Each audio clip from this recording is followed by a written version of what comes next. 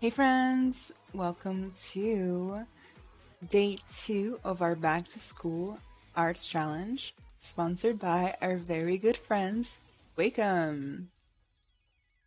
As you know, we are going to do 3 streams sponsored by them, and that means that it's Marcus. He's participating. Can you guys hear him? What that means is that over 3 weeks, we are getting together and kind of learning a little bit about Zbrush. This is a beginner's challenge, and at the end, we'll be giving out Wacom sponsored prizes. There is still time to participate. If you're here for the first time today, make sure to check out the past video. I believe it's on here. Here you go. That's right here. Check out the past video, see a little bit of the information, and anything you might have missed. There's still plenty of time to participate. It's not due, the submissions are not due until next Sunday. Emmanuel says, hello Anna, good night. I study 3D 1 year and I don't work in the area, just studying. Can I participate? Of course. Sure. Okay, said, hi, I'm doing well. So let's go over together a little bit of the challenge, just in case somebody here is new. So first, what this challenge is about. Join me and Wacom for the most fun and exciting way to learn Zbrush before the school starts.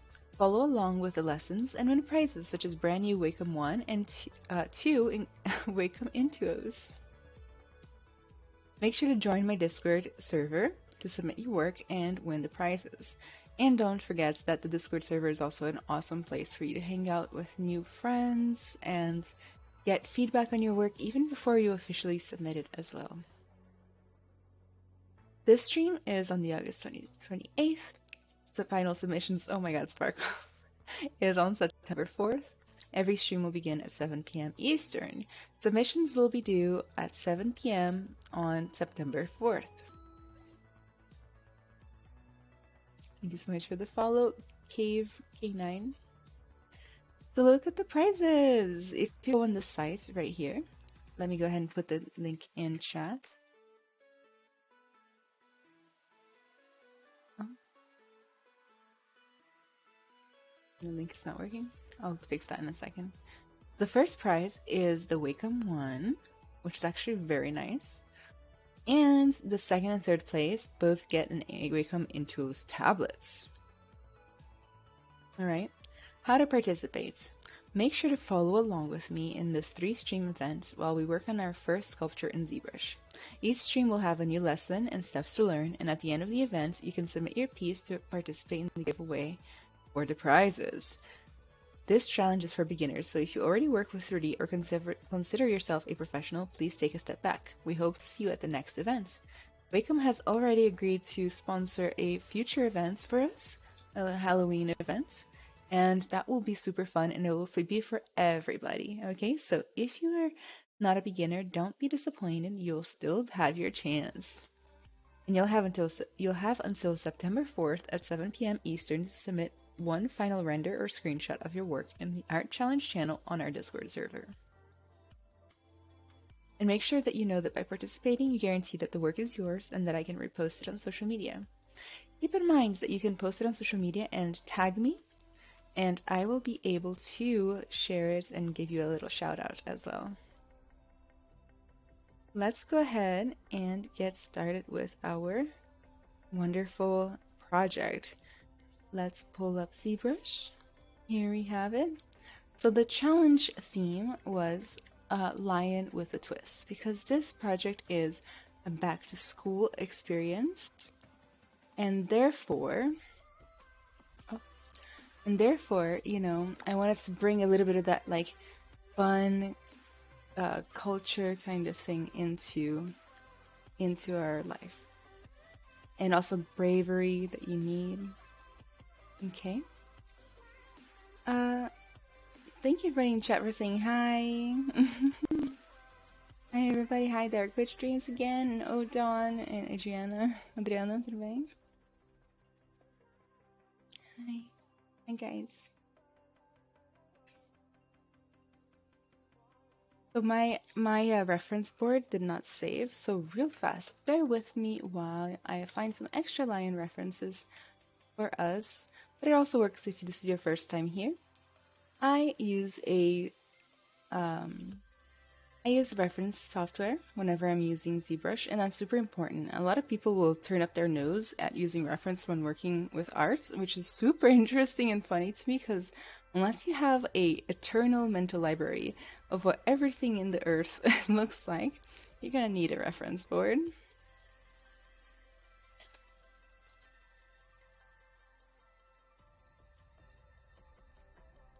There we go. We got a front and a side view. Might even turn it this way. Like I mentioned last time, I always put them kind of side by side like that. And a 3/4 shot just to finish everything up. There we go. And I make sure to always point them in the same direction. Like that. Alright.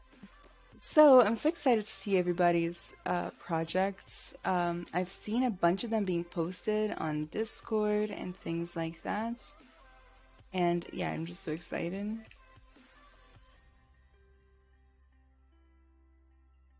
I've seen a lot of good stuff.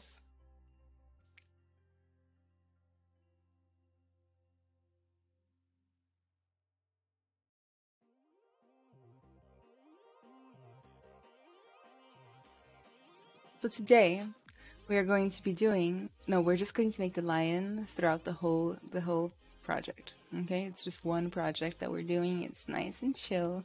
It is for beginners after all. So we've kind of blocked out the lion.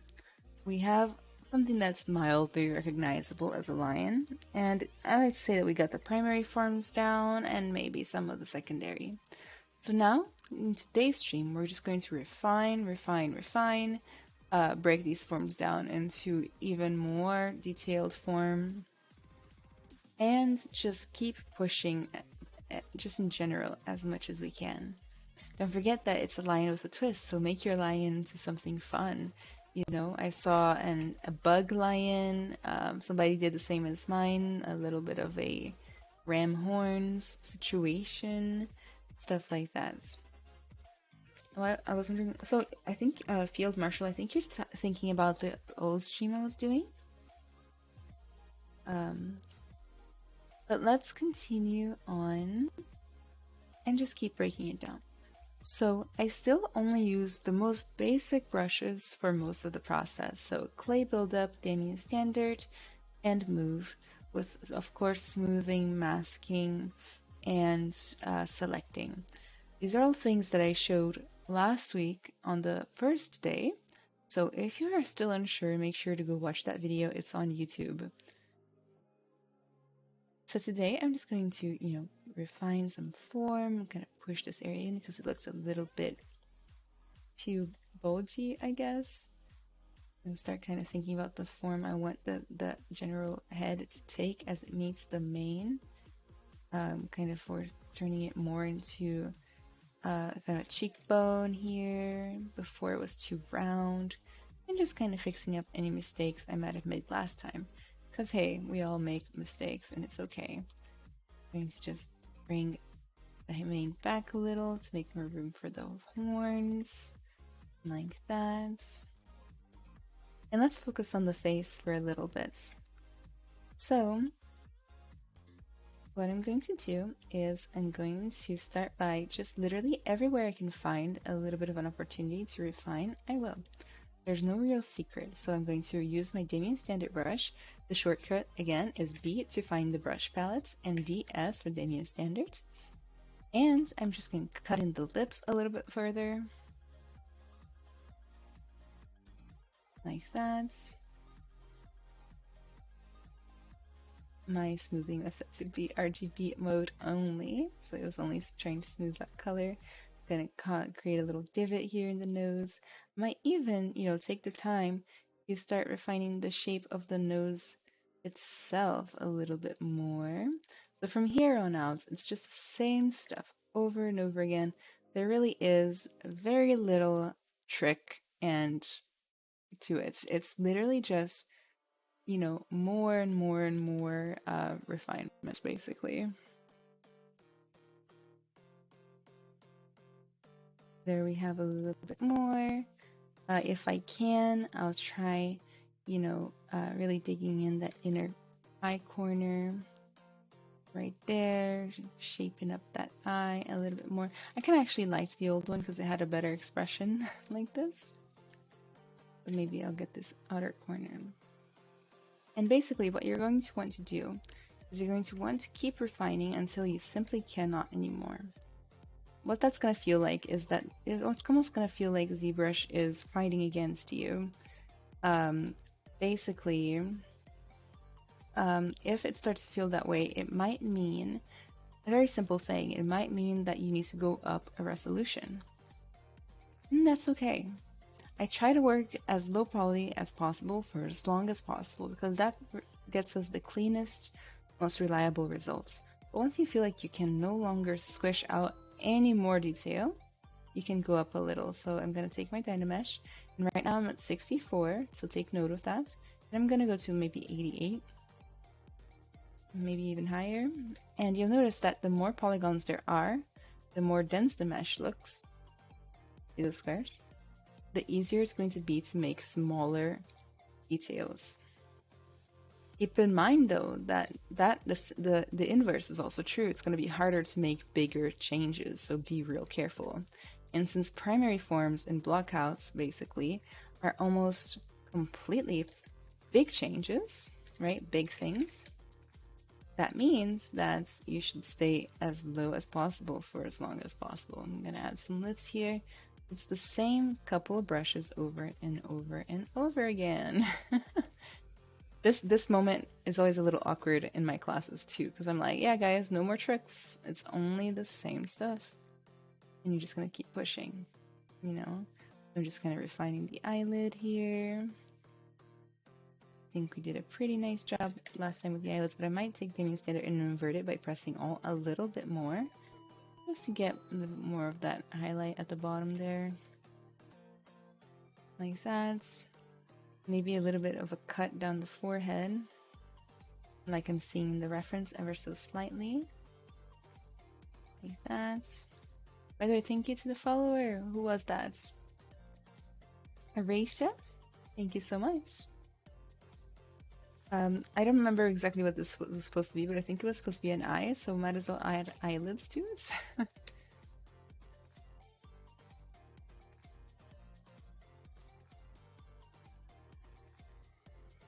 So my smoothing feels pretty strong. Whenever I'm trying to smooth, it's basically taking away all the detail. So what that means is that I need to turn it down. I'm going to press and hold spacebar and shift, and what that will do is it will bring me into my smoothing options. I'm going to turn down the Z intensity like this and try my best to not smooth away the whole thing. Last thing you want is to put all this work into your modeling and then to just accidentally smooth it all away, which has happened to me many times. It might happen to you as well. It might be relatable. Try my best to keep it tidy. I never know how to structure a forehead eye. Matthew says, I have a glitch. I reloaded the tool and I see the subtools, main, head, eyes, and main, but I cannot edit the main for some reason, despite trying several things. Well, you gotta make sure you're selected it. If you did and you can't edit it, then try going like this, like control drag outside, just to make sure that it's not selected by or masked in any way.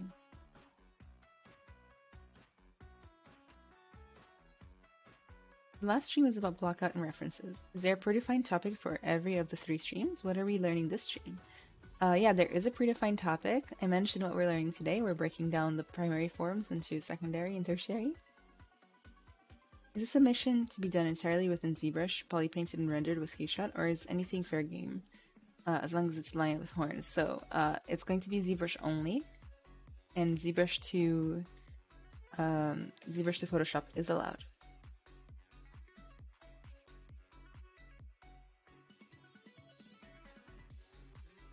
I mean, like, you can do whatever you want. It's just, yeah. I'm not gonna expect beginners to do all that extra stuff.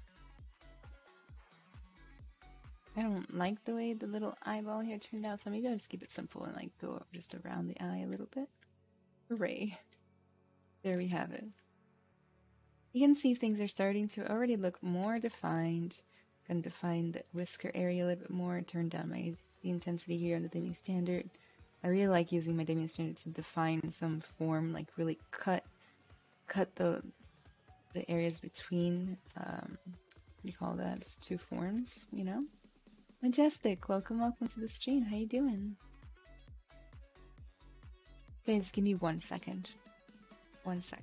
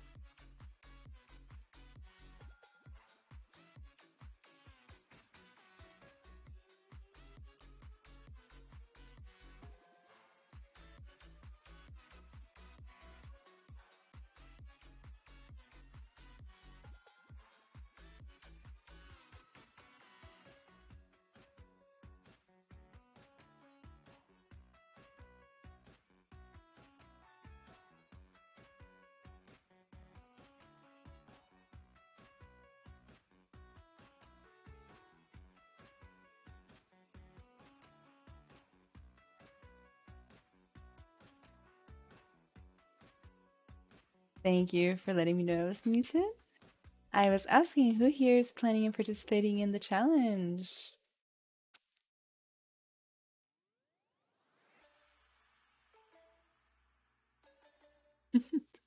Sorry about the mute. I don't think there's any way around it. It's too pervasive.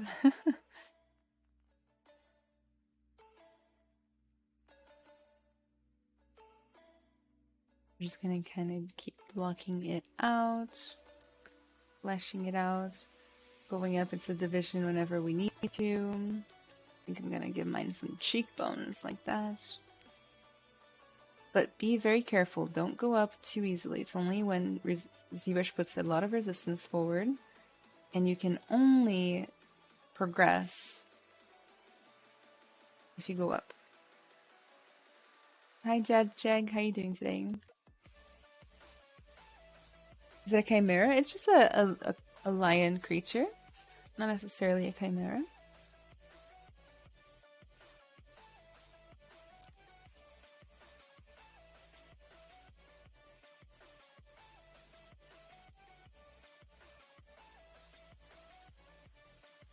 Sure, everything looks cute and nice. Let's give him some nostrils. The way I'm gonna do it is I've already have a pretty defined line where the nostrils are going to go. I'm gonna grab the move brush and just kind of create that curve right there. You don't really take it home, create some space for it to breathe.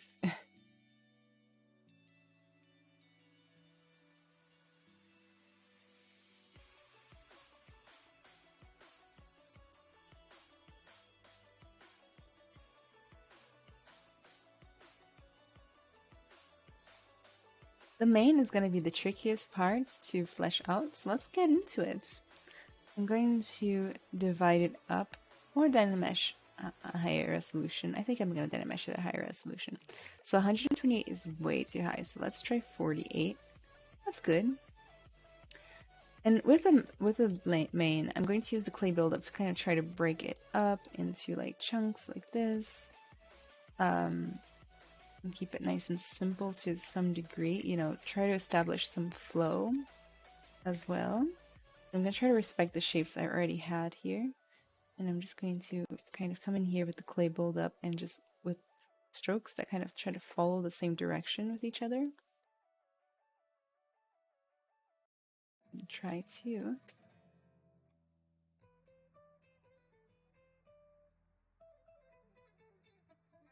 start filling it out. Hi Brad, how you doing today?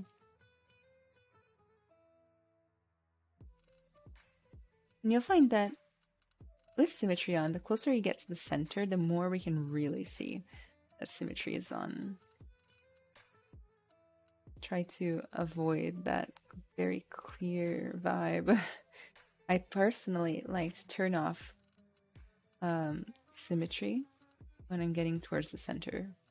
I'm not going to do the whole main today probably because there will not be any time to do all of that, but I'll do this front part at least. So I really like using the Damien standard and start to kind of cut in some of the forms that we're going to be using for this main.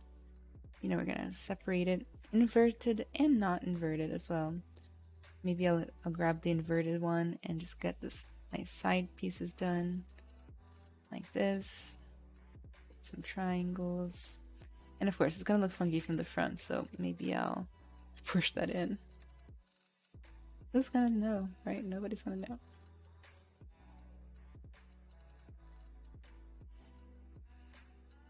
I should turn the intensity up. And then from here on, maybe cut off the symmetry a little bit. Looks pretty messy. I was playing around with clay polish on my other stream, so let's try that. Clay polish, hit that. At least it makes it a little bit more clean. I'm new here. I hope you don't mind if I leech off your creative energy. I'm in a burnout. Oh, Ryan. What caused your burnouts?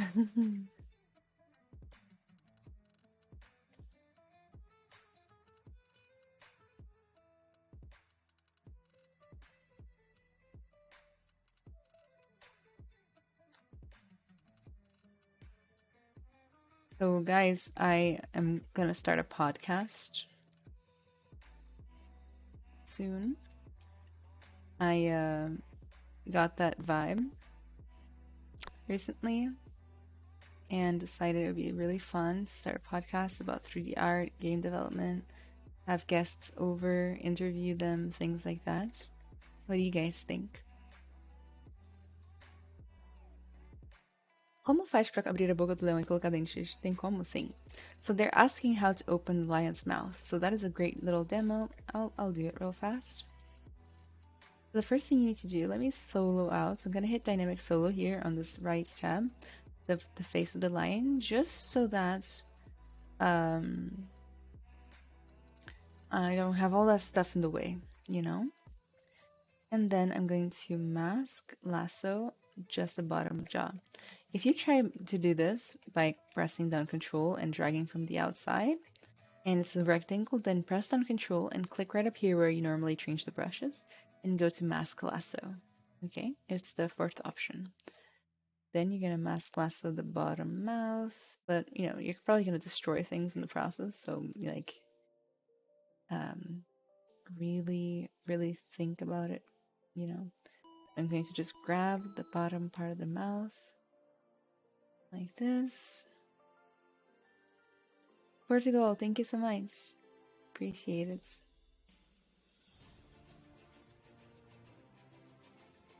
So then I'm going to click Control and click on the model a couple of times to soften the mask, and then I'm just going to redo it right in the mouth here. Oop. Keep in mind again that you're gonna probably hurt the model a little bit, so get ready to have to do some little bit of reworking of the mouth area, okay? Ryan Artward, thank you so much for the follow, I appreciate it. Next, you're gonna press down W. I believe we went over this last stream. So W gets the gizmo, but we did not go over this. If you press down Alt and click with the gizmo turned on, it basically snaps to whatever position you want. And the position it's on actually affects the direction it rotates. So go ahead and put it right where the lion's mouth would open, like at the jaw area. And rotate from there. I know I always mess it up, so just do your best. Like that. And you'd open, you can even grab it and drag it around, fix it up a little bit. I'm gonna do just a little bit on mine. Like that.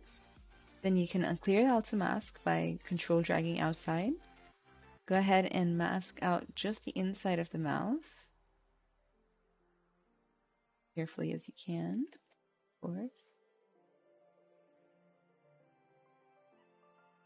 And just fix that up.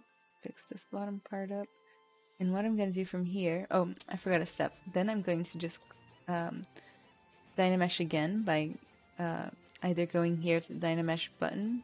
It should already be on, and when it's on, you can just control and drag right outside of your model, and it'll Dynamesh. And you see how it updated so that now there's lots of polygons going like all through the inside of the mouth. Well, now let's do it again. Grab that inside.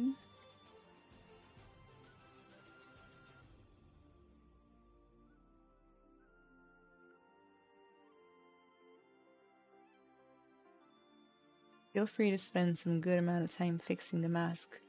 Always worth it. Sometimes it'll mess up because of the gizmo, don't worry. If this stuff ever starts happening, just change brushes, go to like the move brush or something, and you should be okay. Then from here, I'm going to grab the move brush and I'm just going to like kind of literally drag in the mouth hole.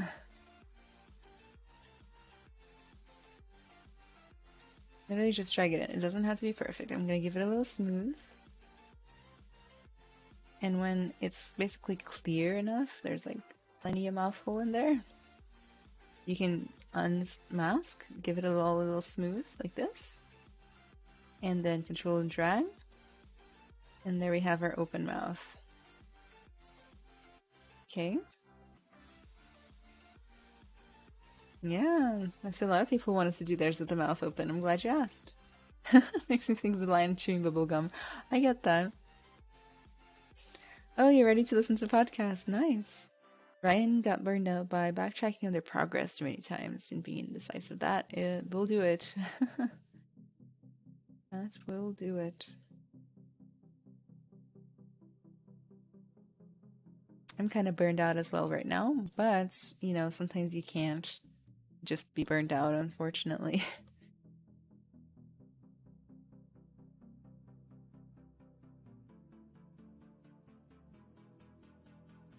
Okay, so I'm gonna undo all of that, but those of you who need the mouth open, then just use that technique.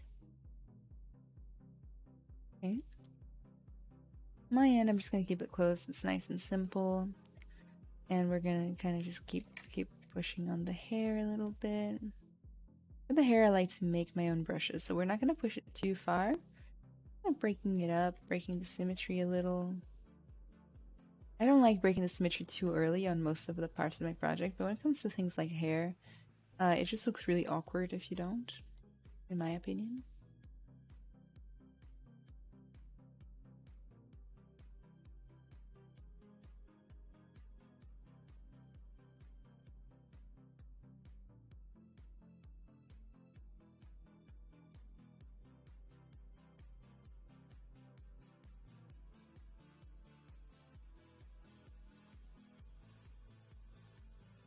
So just keep pushing that. If we have time today, I'll show you guys how to do your own hair brush.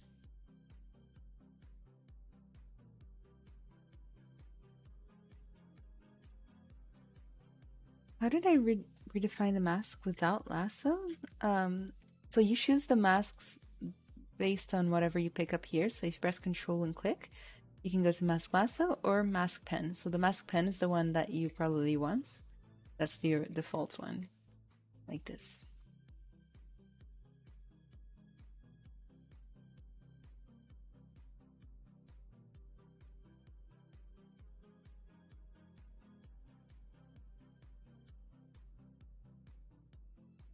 For the horns, the way I would go about fleshing them out a little bit is I would divide them and not Dynamesh. The horns are already pretty well, they have really good resolution and things like that, so we don't really need to Dynamesh. Unless you're doing something totally crazy, like use the snake hook, for example, to like add a whole other set of spikes or something like that, which actually that does kind of look nice. I'll just leave it like this for mine. And you'll notice that when you try to stretch out the topology, it like starts to break and stretch and it's awful. That would be a great scenario for you to Dynamesh, okay? But otherwise, you might want to just keep it simple like this. So I'll just Dynamesh mine.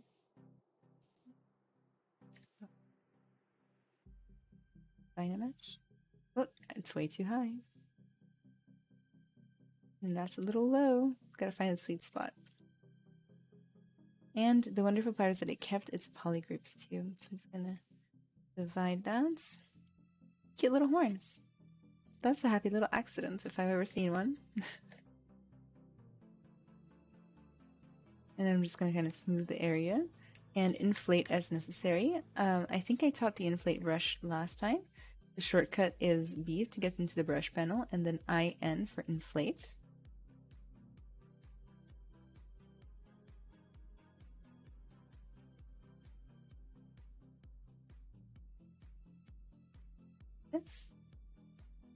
And that will help you like fill out any volume areas that you've lost all of your volume. Like that. I think that there are a lot of cool brush options for detailing the horns. I think the Damien Standard is a very good option for like drawing on like bridges and things like this. But I would have to probably divide it up or Dynamesh up. But yeah, to draw ridges and things like that. You can also change the alpha of the brush. To change the alpha of a brush, you just have to go here to the brush panel, and where it says alpha, click that, and you can select all these little images as your alpha. Basically what it does is it defines the shape with which the brush is applied to your mesh. So basically, think about it like this. Everywhere it's black, it's being applied at 0 intensity. Everywhere that's white, it's being applied at 100% intensity. So that way, let me up the focal shift. That way you get like these little stripes on your horns, for example. This is very cool, very interesting. Like this.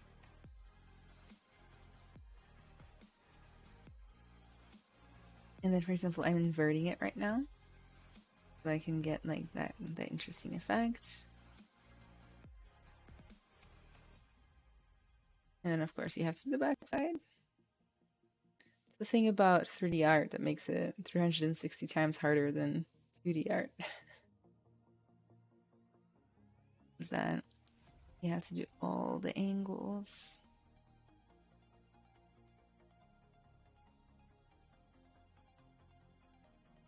360 of them to be precise. That's why it can be a little bit time consuming. And I know so many people that complain about that too. Like people, and I am one of those people. It's me, I'm people. It's so time consuming to have to make a character. You know, you can just draw it in 20 minutes, but when it comes to 3D modeling, it's like months long process. So it's kind of a little bit of a struggle, that's for sure. So always go into it with patience and just have fun with your modeling, and time will fly by. Okay, that's one of the options for detailing the horns. Let's see if I missed any questions. Today's stream is a little bit less structured than that last one. The last one was much more like, hey, here's the step-by-step. Now we have something a lot more open, you know, depending on what you're doing, it becomes much more, I don't know, it's just very open. So keep that in mind as you go forward.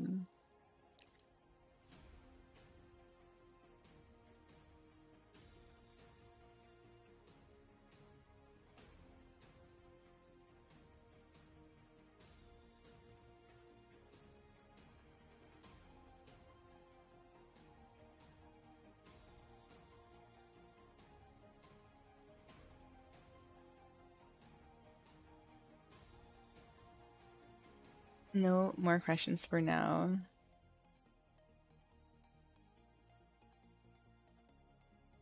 So, what else do I need to show you guys? So let me go through the entire process of the face, beginning to end, how I would do it. I would add the little dots for the whiskers, and maybe even add the whiskers themselves, right? How I would do all of those things. So for the face, we're still in Dynamesh mode, so the way up right now is to increase your Dynamesh and just kind of keep pushing and going up. However, there might come a time where you would rather have the flexibility of going high poly and low poly. Oh, looks like I have something open here that's making noise. Give me a sec. I lost my music. Nailed it. Give me one sec for me to fix my entire life.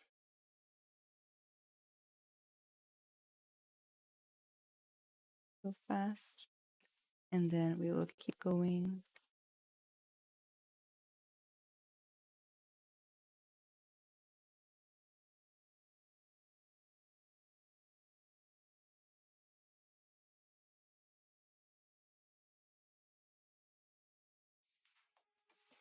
I was enjoying that song.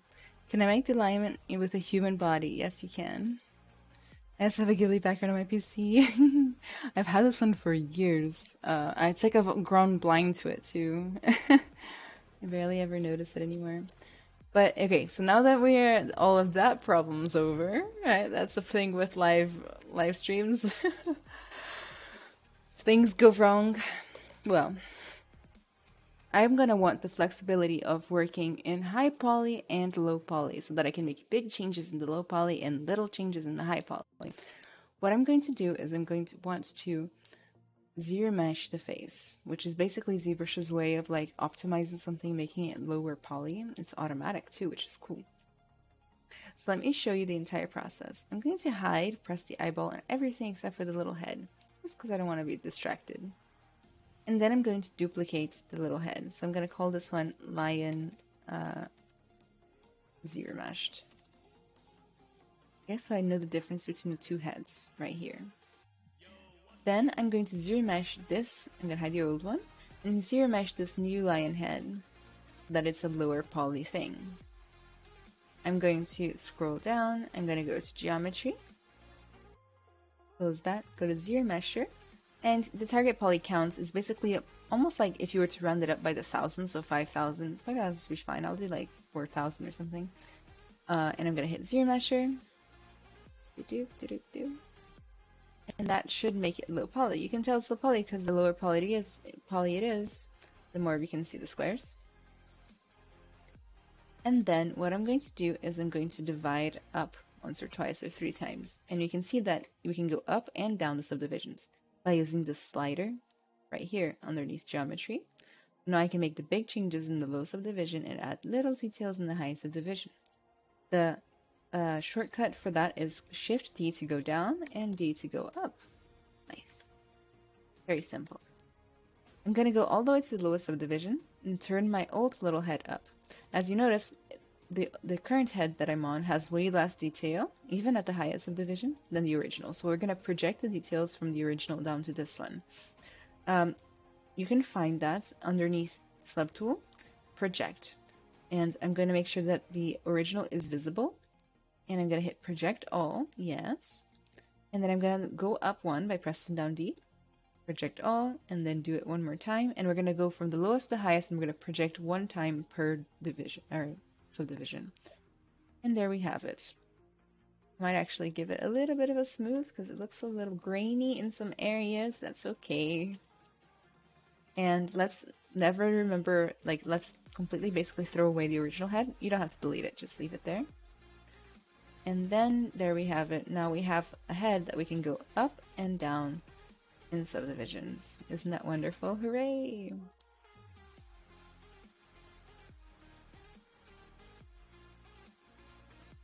Like that. So now I can come in here, I can continue to refine. I'm going to reset my brush because it's a little bit different than what I like it. You can do that in the brush panel. One of the last options is reset brush. Select my lion head and oh, the wrong brush, that makes sense. Oops. I accidentally reset the wrong brush, so let me do that again with the demi standard, and I'm just going to refine the nose. And you can do it even better now because we went through that process. See that? So the higher the subdivision, the more polygons we have, kind of the more detail we can squeeze out of the model. Gonna take my clay buildup and just kind of dig in some nostrils here.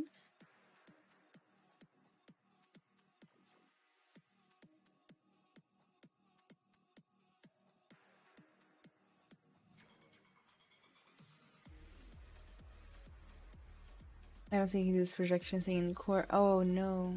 Okay. Well, in that case, maybe you can stay in Dynamesh. I don't know what the workflow would be. It might take a little Googling. Take a little bit of a Googling. But I'm sorry. Can't do that. At least we're early enough that you probably won't lose any details if you switch subdivisions without the projection. You could just manually read the details because there will be very little to redo, you know? Hopefully.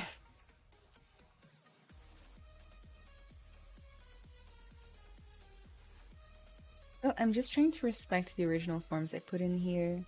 You know, I'm not going to go through them as if they weren't there. I'm going to try to work with them to harmonize. And if I don't like a form, I'm going to go down to the lowest subdivision and fix it instead of just sculpting through it or over it. And kind of creating like visual conflict. There's another brush I wanted to show you called the pinch. A pinch brush. So the way to get it is B and PI for pinch. And what it does is it pinches polygons together to bring them closer together. That is so useful for areas like right here in the whiskers, or not the whisker line, but like right here. It's like philtrum. Right there. See how much nicer and straight that is? Very nice. You don't want to overdo it with this brush, but it does come in pretty handy. Like for example, if I want to like close the inner corner of the eye like that. So that is another great brush for you guys to know if you didn't already. I was wondering when you made that owl character, why use a VDM plane instead of a 3D plane for the fur alpha? What's a 3D plane specifically?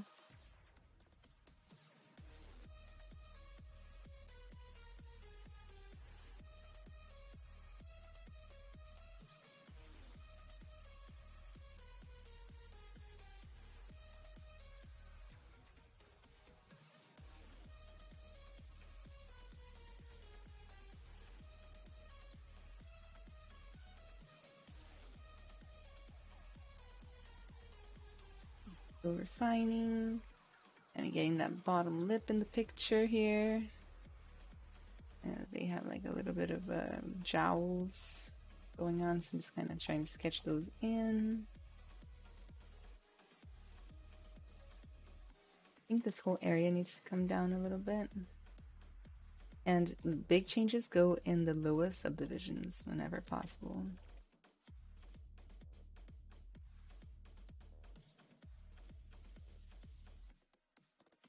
Then I'm going to do the little dots for the nose. With my demi-standard. Just kind of like that.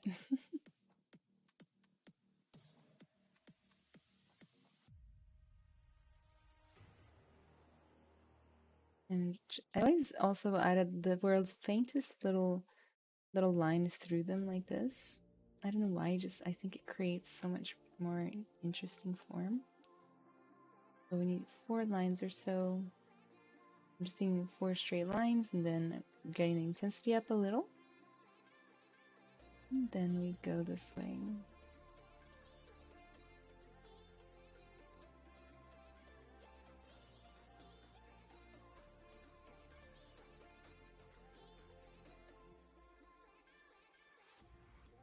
That pretty simple, right? That's how I would personally go about doing the whisker holes.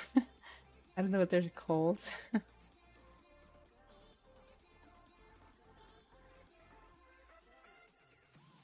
Oh, I don't know. Sometimes I have problems with the plane, so I just use the VDM plane that they give you.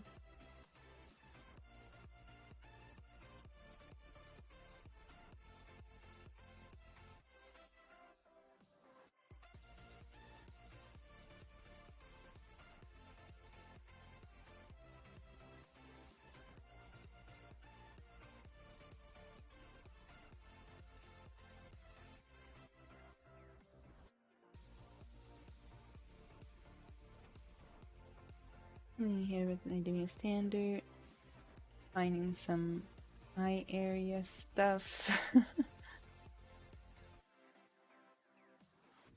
This is a creature lion, so like, you know, don't worry if yours isn't absolutely perfect, like anatomically speaking, like get as close as you can, but it doesn't have to be absolutely perfect.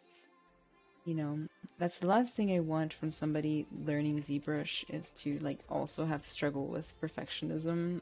It's might be overwhelming, you know, so I definitely make it more chill as possible. That's why we started with the lion and not something harder, like a human face. Gonna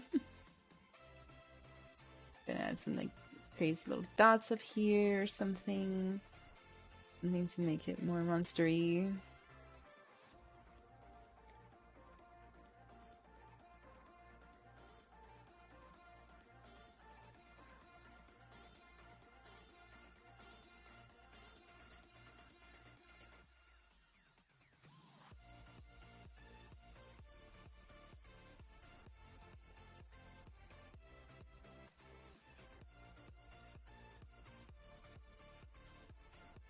Okey-dokey. Let's do the eyes. So I'm gonna grab the eyes, remembering that the shortcut to grab the different subtools is Alt and click. Then I'm gonna divide this up as well. Divide. There are a ton of ways to do the eyes and make them look nice and cool. The way I've been liking it that I tried is I'd like to use the move brush. And then I like to make the focal shift a little bit higher, like -50. And then press down Alt and drag like this. And it will kind of create like the perfect concave cut for your eye. Just like that. Zaziz, thank you so much for the follow. I appreciate it. Kind of like that. You know, eye has formed of many different shapes.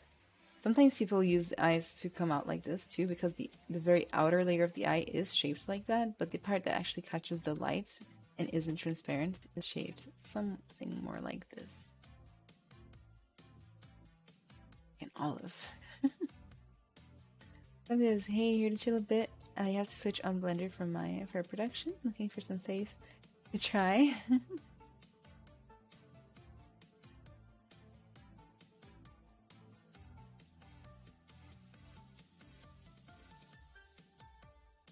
I'm gonna try.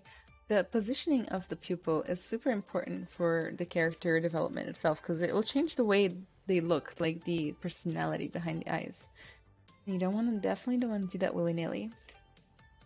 As you can see, a little bit of the face can be seen through my eyes, so I'm just grabbing the face real fast and just kind of digging that in a little bit. I'm just gonna probably move the eyes a little closer together, ever so slightly. No, that's too much. Something like this.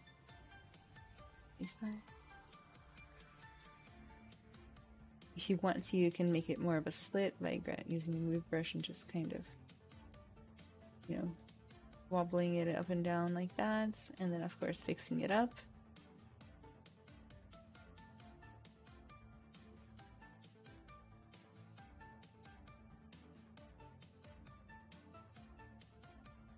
That. We're using just the move brush for the eye. Yeah, just the move brush.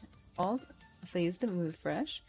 I selected the focal shift, which for the main area of the eye, the pupil itself, was around -50, and then I alt and clicked on it. Alt click with the move brush in particular is a little bit different than the other brushes. For the move brush, it just pushes in or out, kind of perpendicular with the shape. So if you want from here, you can grab the Demium Standard, put on another alpha, like the stripy alpha, Alpha 61, and just kind of go to town, creating some, let me divide this up even more, creating some texture for the eye, for example. This. I do have an entire tutorial on how to do the eye texture in a much more advanced way, but since this is not an advanced course, we will do it like this.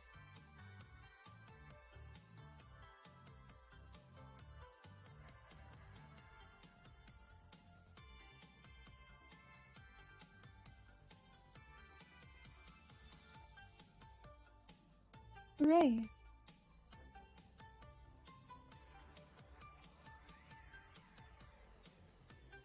I'm gonna grab the eyelid, like the bottom eyelid looks a little funky. I'm just gonna round it out a little, push it in as well. It's floating off the eye a little too much, you know? This would be nice, much more watertight.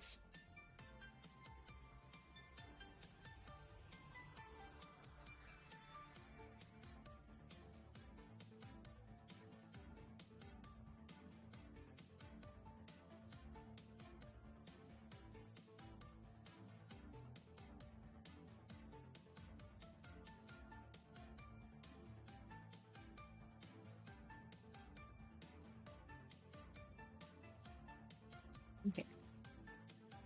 Let's do a little painting. I like to use the brush called Paints for my painting. So BPA for paintbrush. And from here, you'll notice that only RGB is turned on. That means it only lays down vertex color, not like it doesn't add or subtract from the modeling. Okay. So what do we have to do? We just select a color and it should be selected into a brush. So now we can paint it on. Do you guys notice how it all changes color as we select new color? That's because every subtool in ZBrush automatically does not have any color applied to it. It's just a preview color based on whatever selected. So if you select white and select each one of those and go to color and fill object, it should stop switching colors like that. So I'll just do that real fast. Select every subtool, color fill object with the color white selected. Then I'm going to go back to the face and I'm going to try changing color. Hey, nothing changed. So let's paint this little guy. I don't know what color to make it. I'm gonna make it, I guess, a little like a teal color. I'm gonna make the brush bigger and just paint on that color onto the skin. Like that. It's a monster lion, so it's okay. You know, it'll be okay. I'm gonna grab maybe a lighter teal and just kind of highlight the main parts of the face a little. Like that. Get that contour going. This. Maybe a darker teal color, maybe move it towards more the blue side, no, or maybe the green side, I don't know. And not blue side for sure. And darken up that nose.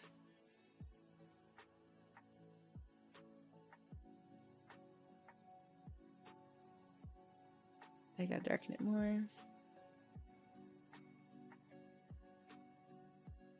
Petro blue and gold vibes.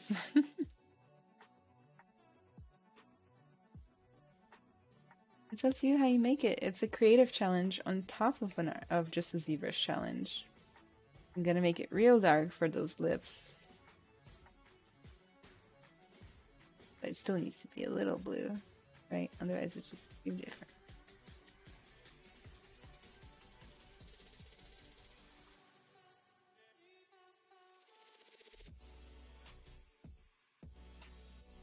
Copy a color that is already on your model, just hover over it and press C on your keyboard. C as in color. And select that dark blue, put it around the eyes. Oop, I accidentally turned off symmetry. Press down X if that ever happens. A little bit of darkness around the eyes really makes them pop.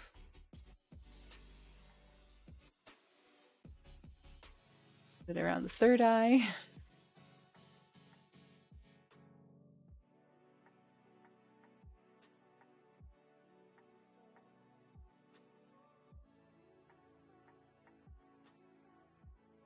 Just have that black kind of travel up here. Maybe down here.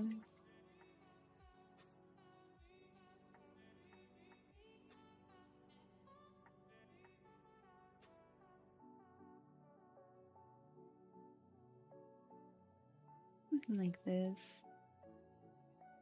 I literally am giving this thing some contour in it, and I like it. That's the worst part. I'm gonna give the chin a little bit of a highlight. Right here, a little bit of a highlight. Maybe slightly more green. I like shifting the hue whenever I'm choosing a new color. Like whenever I'm upping or down, or going up or down in the value.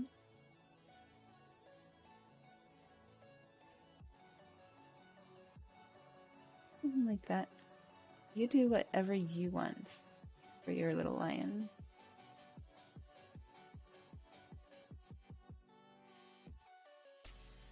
Carl. Did we name it Carl last time? I don't remember. My paintbrush is filling in line in a circle and not painting nicely. What do you know how to change that? Filling in line a circle. I don't know what that means. Can you try to reword that?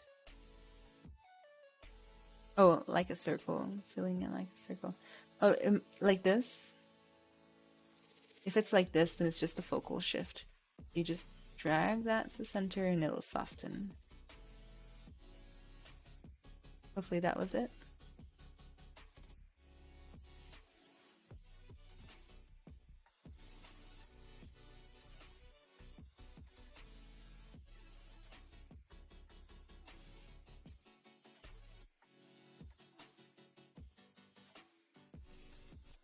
A little bit more highlight on the nose. Then maybe a little darkness in the line down the center here.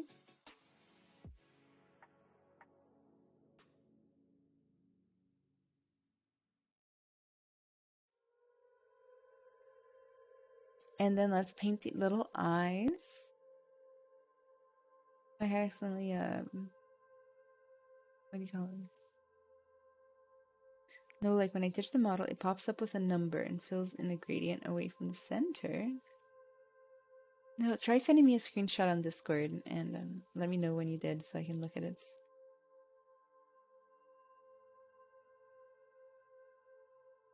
We can totally go for the gold vibes that you guys wanted for like the horns or something. I'll fill it in with teal first, just to kind of blend.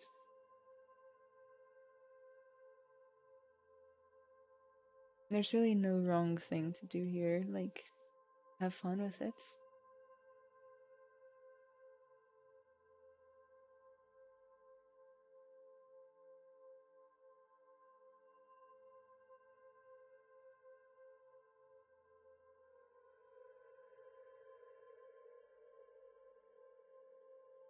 Gold vibe.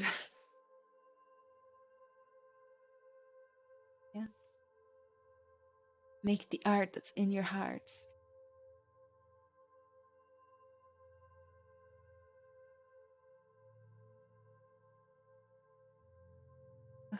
My eyes.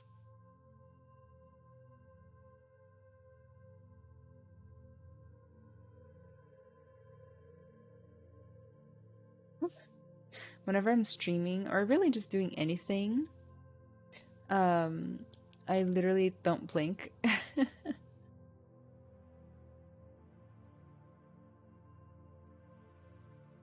And okay, so the eyes. The way I like to paint the eyes is very specific. I always like painting with a darker color first. I don't know why, but it just kind of brings everything out, makes everything look way nicer. So I'm gonna grab like almost a very dark gray, like not black black. I saved black black for almost nowhere on the model except for the very center of the iris. Then I'll just lighten up a little, kind of around, grab more of a almost an off-white color gradients just to kind of create the outer part outside of the iris. Blend it into the slight whites, but not too much. Like that. Then I'll grab that gray again and just kind of carefully paint in the whole inside of the iris.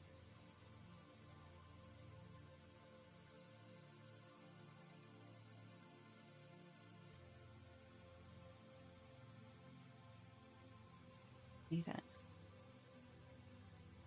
So I have my own computer filter out the blue light. I use Flux, I think.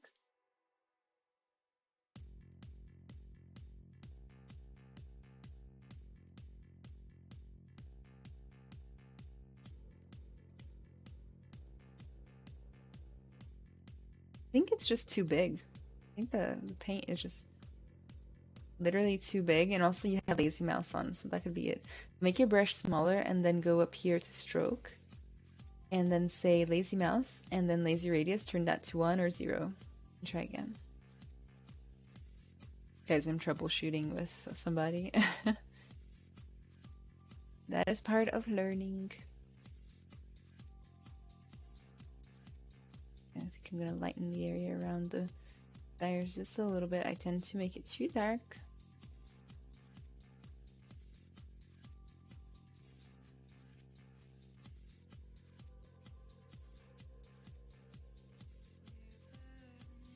Then we'll go for the gold orange color, but I always start with the darkest possible color, and I layer it in. I go lighter and I move up the hue, and I start focusing it on the bottom to create a fake effect of light.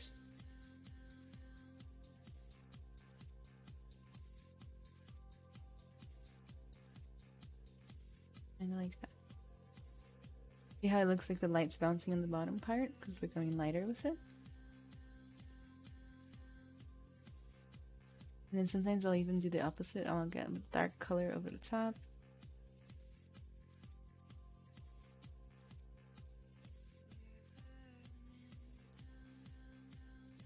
Like that. And then to finish off, pitch black right in the center. Pitch black color almost gets flattened, like it looks like it's not even 3D, so that's why I don't use it too much. Just be real careful before I use it. The center of the eye, perfect spot to use. See that? Just like that. Now, that being said, did you know that there's a feature in here to change your poly paint after you've already put it down? So let's say I change my mind about the color of the eye that I want. I can come in here and I can say adjust colors, and this little window will preview for me just on the sub tool that I have the color change. So I can go, for example, for hue. I can change the hue, the saturation, the RGB intensity, red. Ooh, that red, man, let's see. That's like glowing red eyes, huh? Kind of like that. And maybe not too much, but still. Contrast and things like that. The gamma. So make sure to mess around with that. You never know, you might like it. So what are we gonna do with the forehead eyeball? Right? Who's to say? I think it's gonna have to match in intensity these. So I think I'm going to keep it simple. I think I'm just going to copy the colors. Make sure the symmetry's on. Copy the colors in the same way as before. It's too red now because of the thing I just did. And I think I'm just going to like do like a gradient into that orange. I don't think I'm gonna sculpt anything in.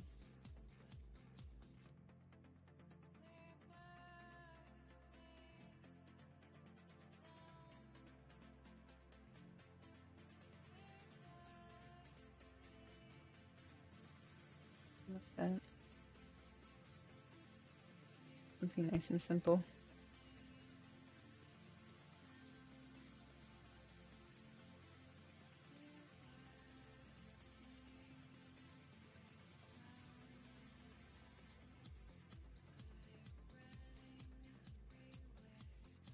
I'm gonna grab that color from right outside of the skin and just kind of get it around that third eye a little bit more. And that's how the painting normally goes. Pretty straightforward, but it adds so much. What color should the main be, guys? What do you think?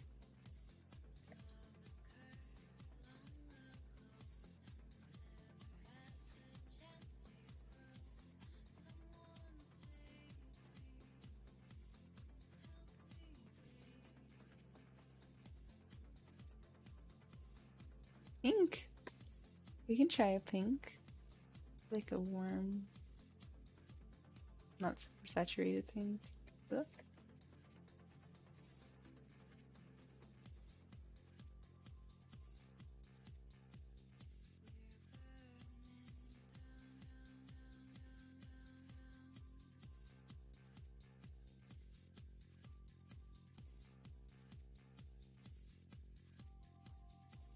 And if we don't like it, of course, we can go here to adjust colors and just literally turn it into anything else we want. Like that. This is such a handy feature. It actually hasn't been around forever. It got added like a couple years ago. Oh, I like the purple. What do you guys think? It looks very video gamey. Let's save. Maybe I'll just enrich the purple a little with some extra complementary color. I'm just kidding. Extra not complementary color.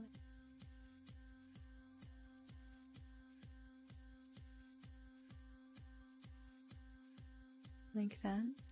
And look, we're already a huge part of the way to wrapping up our wonderful little lion boy, right? Isn't that exciting? I think so myself. So, don't forget to quick save right up here. That will create a little snapshot of your project. Plus, quick save is on a timer and it automatically runs. So if your ZBrush ever crashes, try checking that you quick save. Okay. Vic says, "Wow, that adjust color feature is awesome. Thanks for sharing that tip. So useful." Such an old World of Warcraft vibe. I know, right? Got that old vibe.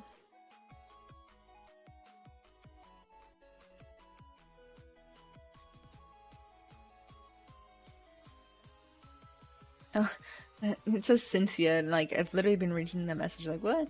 I prefer the Cintiq or the tablet. I try the Cintiq and I find my arm doesn't let me see sometimes.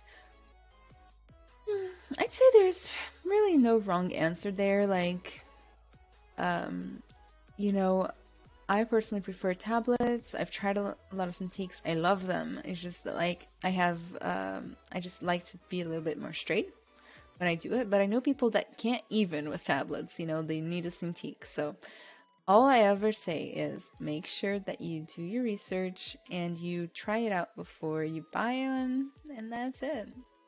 I have 2 Cintiqs in one tablet right now. I even have one of those. It's called a Cintiq Companion. It's like a little laptop that you take around. You know, it's nice.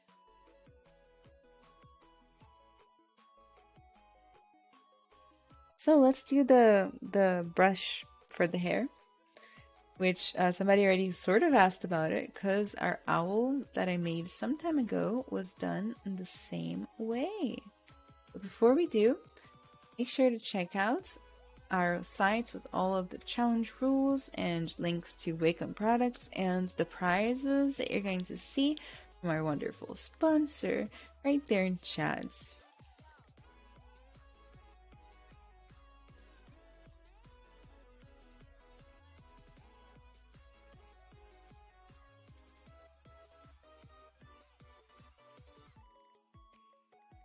Let's try some gray mane. What do you guys think? Leave it purple and crazy? Or like a gray color, maybe a little bit darker. I don't know if I can bring this saturation back now, but I like the gray one too, but it's more serious, right? You just have to tell the tablet that you want to affect another screen. Yeah, I do have mine set up like that sometimes too. Yeah, I love them all, like my babies. Okay. So, from here, we're going to grab our VDM plane. Go ahead and save out your project before you do this as a subtool. So save as, I'm going to name it Lion 2 for me. Like that, like I showed last time. And give it a second while it saves. Because we're going to open up a special project that might get rid of our tool. So that's why we're saving. For your renders on their socials, do you ever render using just Zbrush, or do you use Marmoset or another render engine? I use Zbrush, the Photoshop plugin, so it's basically like between the two. It's a little plugin. It's very nice.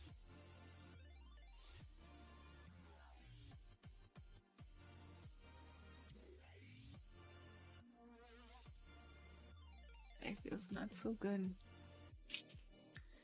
For one thing that helped you the absolute most with sculpting, do you think more people should know? What's one thing? Um,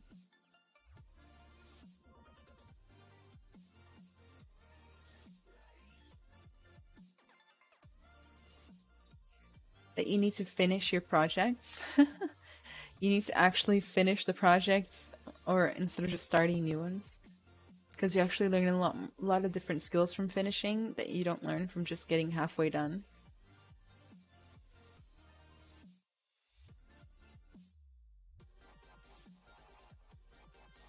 How about everybody else? What's the best sculpting advice for these projects you've ever heard?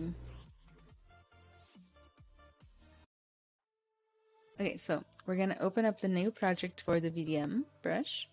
We're gonna go to Project, MISC for miscellaneous, click that, and we're gonna select one of these brush templates. I like to select the 512 one, this one right in the middle in the second row here. Double click that, do not save changes. And there we have a wonderful new VDM brush template that we can use to create a brush that is very 3D, okay? A VDM is like an alpha, but it has overhangs. It's extremely 3D. Oh my god, I've had a pen in my pocket this whole time. That could have been disastrous. It's one of those like fountain pens that can explode. I had one explode on me on the plane just a few months ago. Using black and white image, blurring it out in Photoshop, showing you firsthand what primary, secondary, and tertiary details are. Ooh, yeah, I do that in my workshop when I teach it sometimes. Use PureRef. The hunger. What is the hunger? I'm gonna go ahead and load up my lion again. So load up lion 2, just so I can have him here. While we wait, check out my new plants. New plants, guys. Looks like the material changed. That's because we are on this new project and the material selected is the material skin here. You can just change it back to basic material and everything will be fine. Okay? Then we have our plane. Basically, anything that we sculpt on this plane is going to become part of the brush. So be real careful. I'm going to turn up perspective right here, fourth button from the top on the right here, just because I find it's a little bit better without perspective. Thank you, Furious Mid. I appreciate your follow. By the way, guys, did you notice that we're only 13 followers away from another portfolio stream? Tell your friends. So what I'm gonna do is I'm gonna kind of, maybe I'll turn this machine on, maybe not, so I'm not sure. I'm gonna kind of just mask out the shape I want. So maybe I'll use the mask lasso. It's much more sharp. I'm gonna mask out the shape I want for the hair. So I'm gonna kind of come in here. Try to find some, like, you know, hair form as much as possible, like this. Kind of think about it, you know, you want the silhouette to look a little bit like hair. This is slightly more advanced, but I believe in you guys. Everybody's following along so well, you know. Like that. Nothing 3D has happened to the plane yet. Then I'm going to invert my mask. And then I'm going to use my move brush to kind of pull out that hair. Make it more 3D, especially focusing on the tips. I want everything to flow nicely into the plane so you can barely tell it has any 3D-ness up here. See that? You can already tell. We're going to just smooth that away later. Just keep pulling it off the plane and then pull it down so that it kind of has a nice little overhang.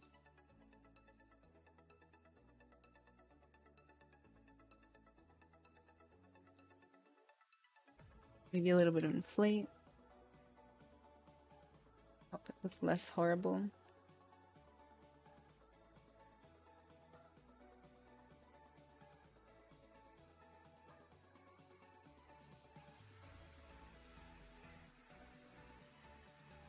And then I can just kind of use my Damien standard, create some details on it. You know, the more details you already put on it, the less you have to worry about it later, which is very nice. So something like that. Maybe I'll smooth this top part out a little. And make sure that everything that you don't want to be on your brush is just not on your plane. Don't let your plane get any scratches on it, wobbles, warps, anything like that. If that happens, then mask out the area you do want to keep into your brush like this. Then you're going to go to deformation and then morph to grid. And what that does is it'll take everything and morph it back into a perfect grid. You want the grid to be absolutely perfect. Okay. Shoot, I went too close to the brush, so. I'm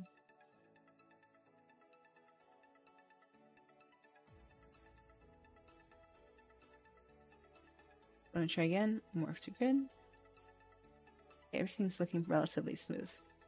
From here, let's try it out. So I like to make my brushes really fast and then try them out right away. So what I'm going to do is I'm going to look at it straight on, not at an angle at all. So we're going to snap straight on. So start rotating towards you and then press shift so it snaps. Then we're going to find the brush panel and we're going to press C to locate the Chisel 3D brush. There's Chisel 3D, Chisel Creature, Chisel Organic, etc. Let's just use Chisel 3D. And it's going to open up a new type of brush that adds on these wonderful VDMs with really nice 3D shapes like that. Once that brush is selected, all you have to do is in the brush panel right here, say from mesh, and it'll literally take your mesh and turn it into one of the options like this. And hooray, look, we can add little clumps of hair. It's not perfect, but we can just make it work, or we can make new ones. We can make as many variations as we want. That is the beauty of all of this. It's so easy. It's so wonderful to do. You know, I love VDM brushes. Anyway, it's not fully tested until we actually try it out on the real object. So I'm going to select that main. I'm going to divide it up a bunch of times because if it's not divided up, it's not going to work out. And then I'll try it out. So let's see. Let's hope for the best. See what's going on here.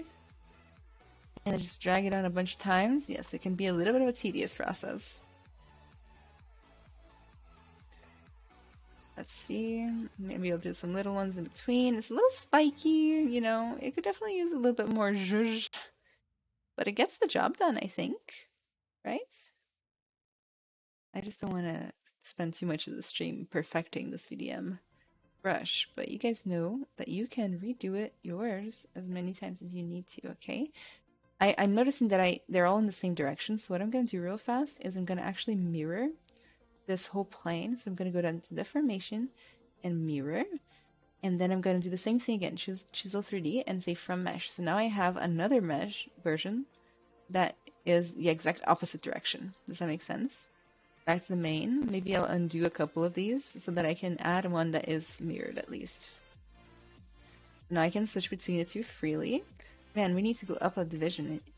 I can't believe I've been doing it at such a low division. The higher the better, because it will maintain your details. We'll just switch between the two. Looks like little hands. And then you can keep getting them bigger as you wish. Actually, bigger might be better because it kind of like does better breakups, right? Like this. It breaks up the silhouette a lot more. And don't forget to switch back as well so that we're not using just a new one.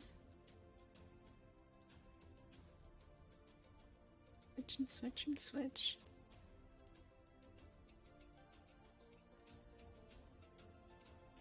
As we get away from this area, I'm going to turn on symmetry. But of course, like I mentioned earlier, it's really easy to see symmetry down the center line, so avoid symmetry the closer you are to the center part. Feel free to overlay them, sometimes it's good, sometimes it doesn't look so good. And of course, you might want to learn how to save your brush out, right? So the way you're going to save your brush is you go right here to the brush selector or right up here in the brush panel and say save as. That's it. That's all you have to do. So I'm going to call this main brush. And then let that save, of course. Then to load it up, all you have to do is hit load brush and it'll automatically read the format that it saved. Isn't that wonderful? I know, it's a little frozen, but that's okay. Let's continue fleshing out the main area, especially here at the front, you know, do it with love.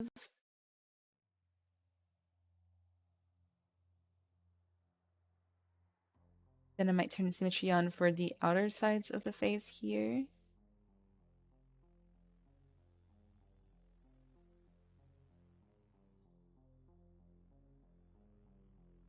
Maybe I'll hide the horns because they're kind of getting in the way.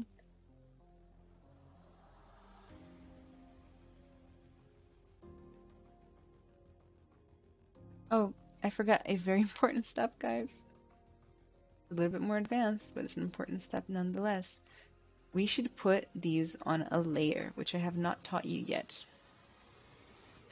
So basically, what layers are, you can already see why we need a layer here.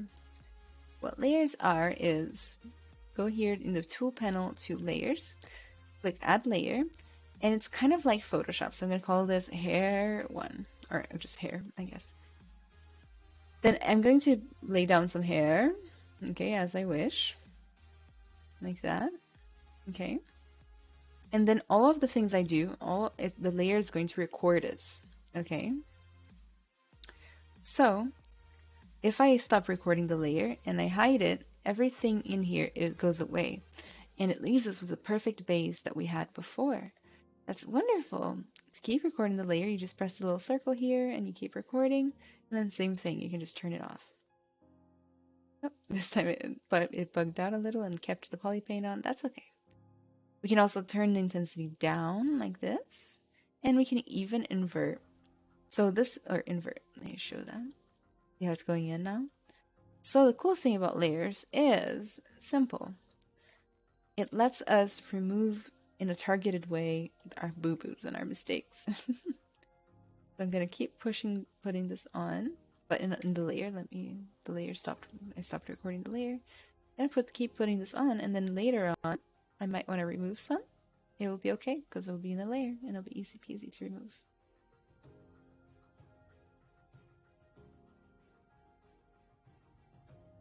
Sometimes I'm gonna want to turn the horns back on just to see what effect we're getting. Especially because now I've kind of gotten out of that area.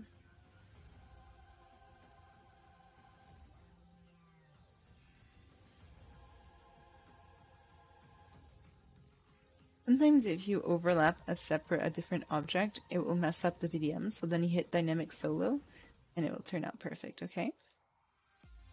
Dynamic solo basically just hides everything that isn't the one you're currently working on.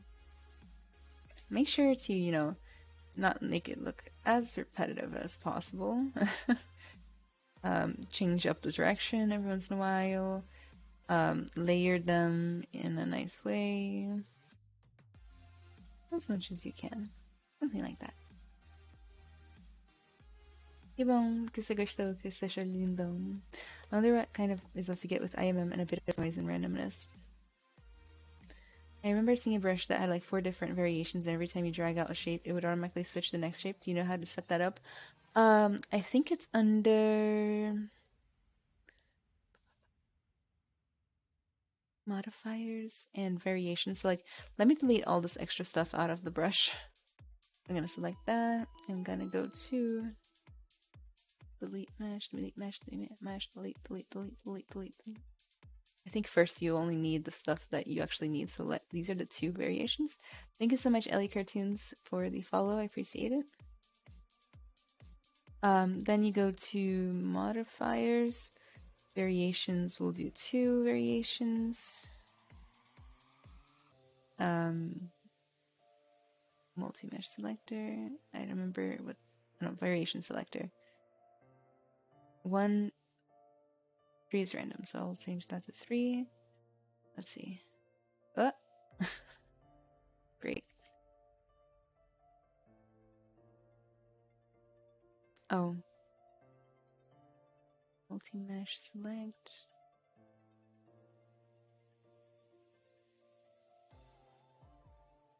I don't know if it's worked yet. It's like it needs a refresh or something. Variations 2. Variation select 3.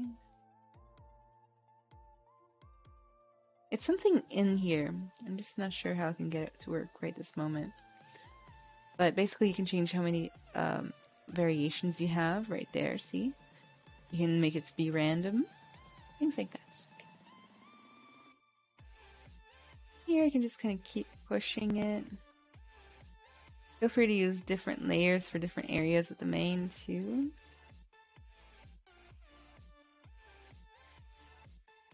You know how to use fiber mesh and you'd prefer to do that? I mean, be my guest. The closer we are to the center, the more important it is to not use symmetry, so I'm gonna break that up.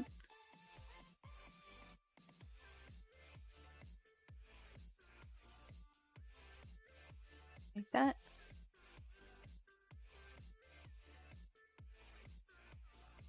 TikTok, nice. Bavin, how you doing? What brush would you recommend for the main if I can't make my own brushes? Core doesn't let you do that. Yeah, definitely clay buildup is the one you want, which is the one I was using earlier. It'll just create some nice flow.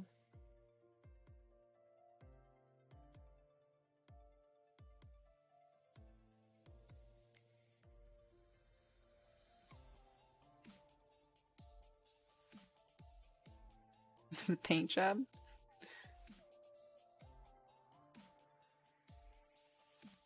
Been watching Sandman, and like weirdly this like dark main just makes you want to watch more episodes, you know?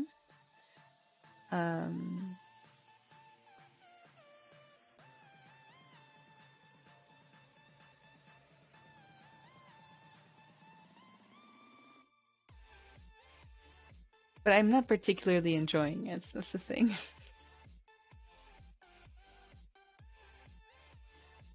Like I think I normally would have enjoyed it very much, but I just didn't like the execution in some way, and I don't have the introspection right now in this exact moment to tell you exactly why I didn't like the execution so far.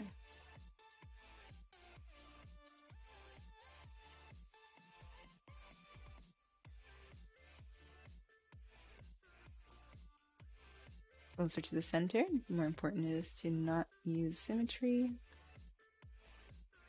So just do one at a time. It's okay, have patience. There's a reason nobody likes doing hair. This is exactly how I did the owlbear, and it actually printed out pretty well, if you ask me. Let me show you guys my 3D print. So my 3D prints are right here. Oh, hi, Sparkles. Sorry. Sorry, my boy. Owlbear's right here. It's a little bright.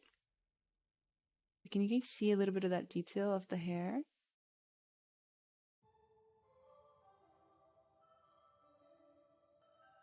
That was the same exact technique. So it worked out pretty well.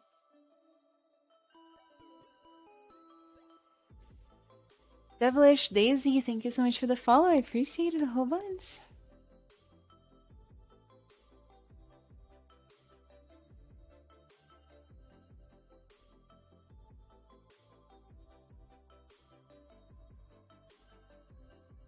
Oh, whoops, I should have turned symmetry back on.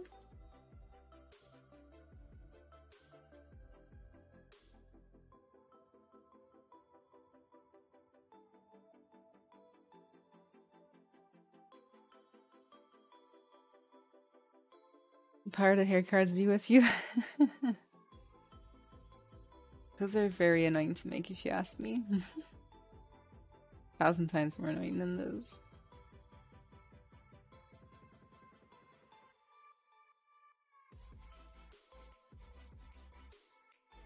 Am I missing any visible spots?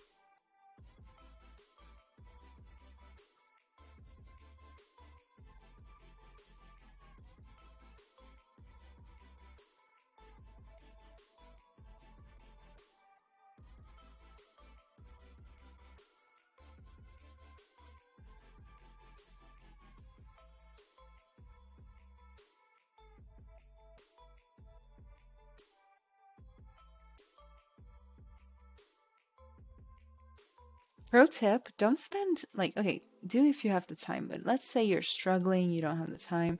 Like, don't feel pressured to get the whole lion totally fleshed out. Only focus on the areas that your final image is going to really grab, you know?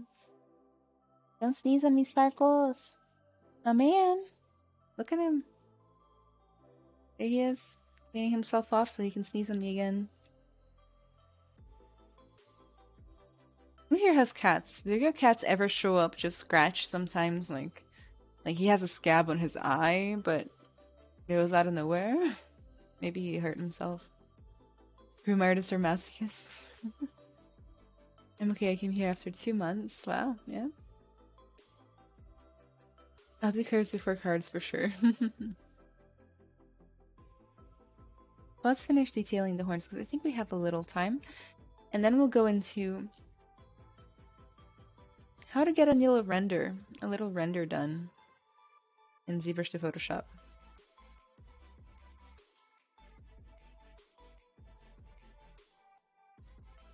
Again, a reminder that you are able to still participate in this assignment, this giveaway challenge. All submissions are due at the start of next stream, so 7 p.m. next Sunday, 7 p.m. Eastern Time. Okay. We will be here on this channel again, but next time we will pull up everybody's submissions, and I will be able to critique them, help you out, tell you where I would have done things a little bit different, of course. And that's safe. And then choose the winners. Okay, so don't be shy. Even if by then you don't like your submission, submit it anyway. It's worth getting a little bit of feedback. Feedback is super important for the artist. And constructive feedback at that. Super, super important.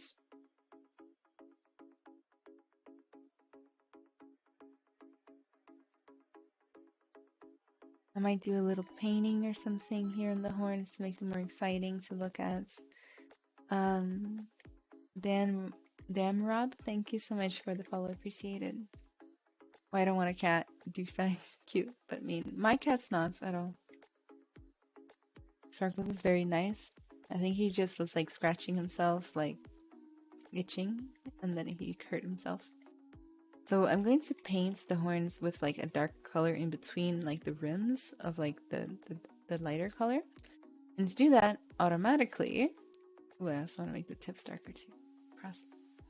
To do that automatically though, what I want to do is I want to mask out all of the areas in between the ridges. The easiest way to do that is to go to their tool palette, go to masking, and then select mask by cavity, and that will literally mask out, see that? How nice. That will literally mask out all the cavities. I can just invert the mask and paint that in. And then when I take off, ooh, it's a little strong, but it works. I'll go a little softer this time.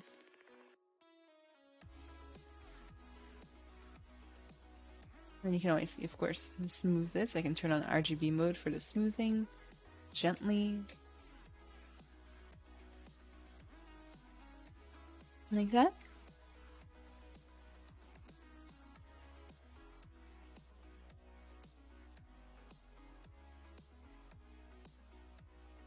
The same thing can be done for the hair, for example. Like if you want to get the areas between the hair a little bit darker, like for more contrast, something like that.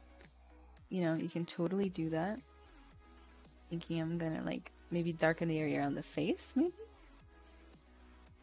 No, or maybe the other way. Darken the areas farther away from the face? Yeah. Let me try other horn colors and then we'll render. So let's get into it. As usual, poly paint, adjust colors. I really wish I could see it in real time, but it's okay. Got blues. Ooh, that blue might look nice. It looks nice too, but I think the yellow has better contrast. Got orange stuff. What do you guys think, yellow or orange? Hey, Denram. Everything's going good. Why do you choose to keep the symmetry for some things random and they're gonna kiss the main? I did not keep symmetry during the main. Well, only for parts.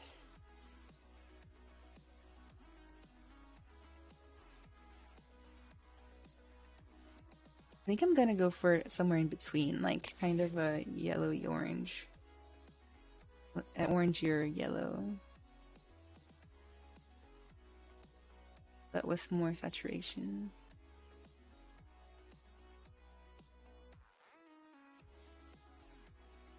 Something like that. Or dramatic. Okay. So from here, I'm gonna render it out in Photoshop. Who's ready? I'm ready. Okay. So what we're gonna do is first things first, we're gonna frame it as we wish for it to show up in Photoshop. The frame is basically the frame of the canvas right here. So make sure it's not like being cut off or anything. Just get it in the angle you want. You know, whatever the angle you get is going to be what shows up in Photoshop. Even if like perspective, for example, is on, it will matter for Photoshop. Okay. We'll get it there. Then I'm going to go to Z plugin, ZBrush to Photoshop. Normally, when you turn this on for the first time, I don't know what's turned on, so I'm just going to turn everything off, and we're going to turn stuff on together. Every one of these buttons is a render pass. If you are used to doing stuff like that in like cinema or something, you know that render passes, they basically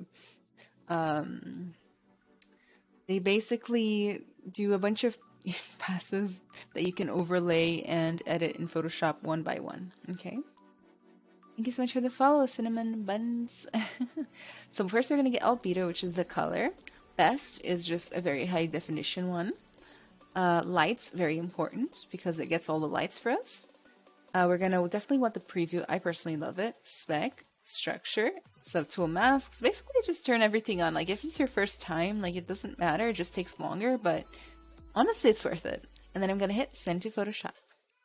Let that load. Let this go do its thing.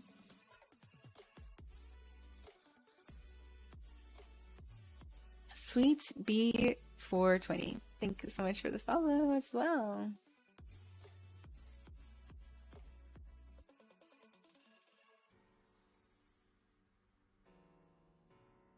Meanwhile, I'm gonna have a snack. It takes a second, and then Photoshop normally will open on its own when it's ready.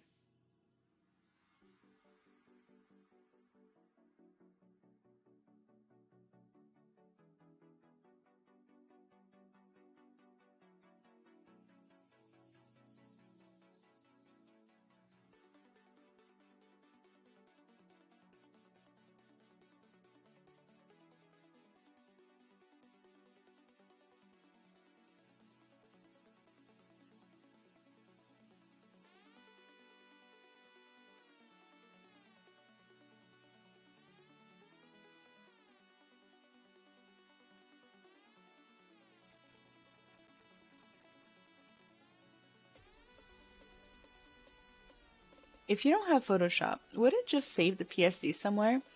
I don't think so, but it would be worth a little Google.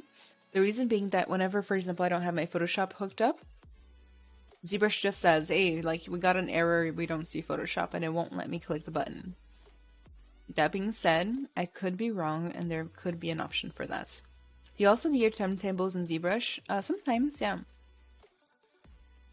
I only do this types of methods for stuff that's very temporary, like for Instagram, for example, things like that.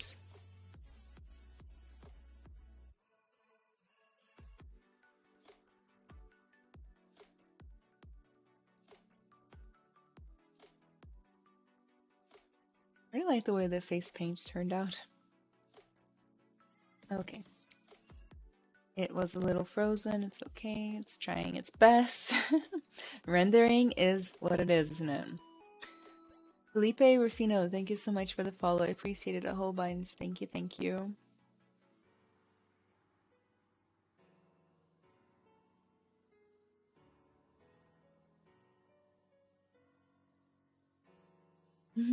Oh, that one's a metal. That one's metal. Beautiful, and thank you, Nikola Tesla. How you doing? Yeah, you definitely want to save out your file before you do anything like a. I like saving mine out before any big operation, really. You know. All of these things, they're just like the little render passes being rendered out one by one. So there's the extra head that pops up sometimes. There's a chance that the extra head ruined the render. So if it did, I'll just delete it and then try again. You prefer organic stuff or more hard poly in ZBrush? Definitely organic stuff. Yeah, I barely even, I don't do any hard surface stuff in ZBrush at all. But I've been waiting to get into it.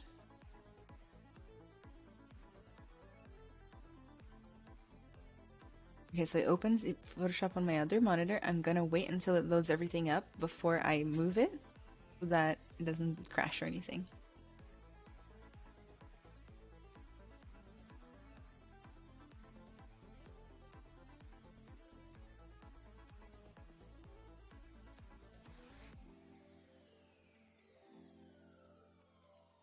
There we go. So let's see what we got. Let's look at the layers. All the different render passes get saved out as layers. And we have a ton of folders that are all very organized. Effects, geometry, masks.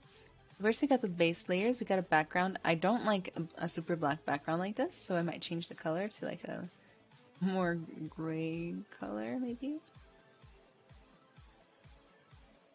I just don't like it like a pitch black situation. Unless of course there's a good reason, like I want it to be spooky or like the lions coming out of there. That's still pretty dark, but it's not as bad. Then we got our base layers. First we have the preview layer, then the albedo, which is just the color. Then we got best and BPR.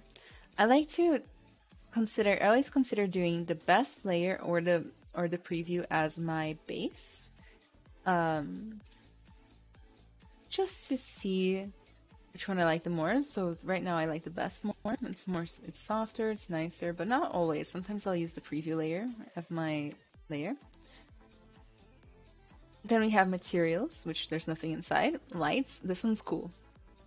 Basically, it will shine one light from each side onto our model, and then store that as a layer that is set to like lighten overlay type. Very cool.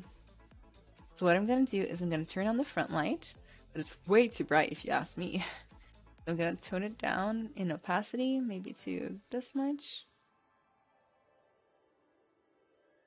The horns kind of get in the way of the lighting a lot, but I really like the way these two look, but I don't like the way they look on the face. So, and right here on this like really ugly bit here. I'm going to go ahead and add layer masks to both of these. Layer masks, they're basically like masking in ZBrush too. They stop you from being able to like edit an area of your model.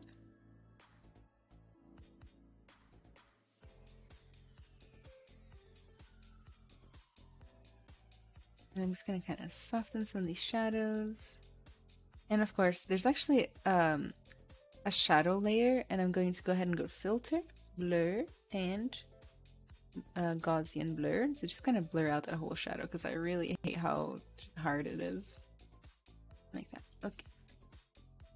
So now let me go ahead and add a layer mask to this one. Just kind of and right here. Wherever it might have some really hard shadows.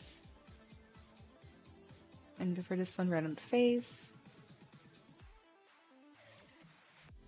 Now it's kind of highlighting it from the background a little. Sometimes I like to add a little color to these layers, so I'll control U. And then I'll hit colorize to add a little color, and then I can kind of like mess with saturation and stuff. Sometimes a little blue is nice because it kind of like pretends that it's the sky. You know?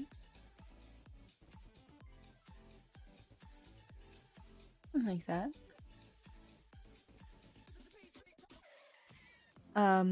Once the lights are done, you can mess with the specular, which like makes it nice and shiny. Sometimes I'll put more specular in certain areas, of course. Like if it's a human, I'll do it on the lips, the eyes, and things like that. Maybe the horns are good for specular as well. I wonder what's casting this one little dot of square light here. So let's go find it and mask it out. So it's got to be one of these. There it is. Away all of its sins. ambient occlusion right here. It's basically like this really soft ambient shadowing. Sometimes I like to mess with the ambient occlusion, colorize it, and make it a little bit red because that kind of fakes a little bit of blood flow.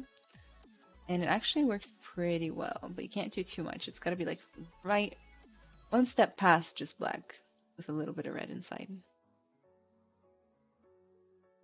Okay, something like that. I like also duplicating that preview layer and moving it over the top just to see if I'm making good progress or bad progress. Sometimes it's bad progress. In this case, it's very little progress. You can even add adjustment layers in here. So I like to add like levels and things like that. And hopefully you guys know Photoshop a little bit because I'm kind of running through this pretty fast. Adjustment layers. You can also add like hue saturation adjustment layers. You increase the hue and saturation. I'm going to do that for sure. And then turn it down here in the opacity. Went too far, I think. Like that. I wonder what else it needs. One thing I always do is I add just a normal like painting layer. I'll grab the color white. Make sure my brush is at 100% opacity. And what I do is I just add a little dot of white to each eye. Just to pretend, maybe I'll even do it up above the mask here. Just to pretend that it is a little bit of light hitting the eye. It like really does a lot to make the character seem alive. Like that. Definitely smaller.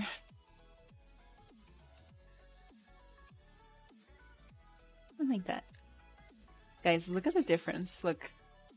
With a little bit of light in the eye and without. You guys see how like it comes to life? It looks like it actually has a life. Pode ser em português também. Like that. Like that is insane how different that looks. Let's see what else I like to do. I like to add a fake blur. So I'm going to add a new layer.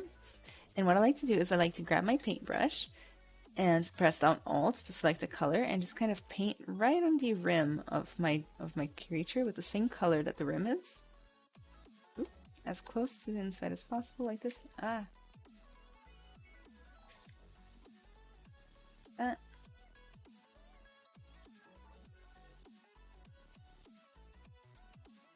As close to the inside as possible. So if I ever go on the outside, I'll just erase it a little bit.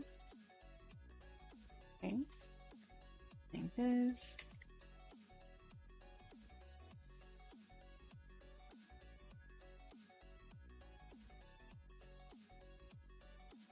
Maybe a little bit of the blue here.